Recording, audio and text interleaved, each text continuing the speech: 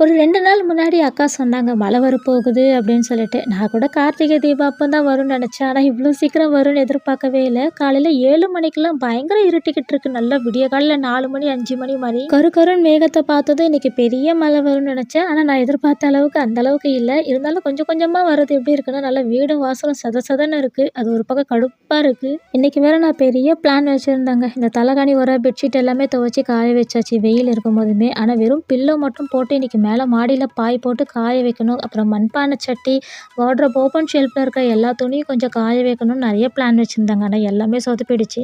ஆனா நம்மளால திருத்தவே முடியாதுல்ல. மழை வந்தாலும் திட்டுவோம், வரலனாலும் திட்டுவோம். ஏன் இப்ப வருது? ஏன் அப்ப வருது? ஏன் இப்ப வராம போகுது? ஏன் வெயில் அடிக்குதுன்னு அப்பா எவ்ளோ திட்டுவோம். ஆனா இந்த மழைக்கு எனக்கு தோன்ற விஷயம் என்ன தெரியுமா? கார்த்திகை தீபம் அன்னைக்கு மட்டும் மழை வராம இருக்கணும். அதுவும் ஃபர்ஸ்ட் டே வந்து சொதப்பும் பாருங்க. அப்பா அதுதாங்க ஹைலைட். எத்தன பேர் வீட்ல இது மாரி நடந்திருக்குன்னு தெரியல. எங்களுக்கு வருஷம் வருஷம் இந்த ஃபர்ஸ்ட் டே இப்படிதான் ஆகும்.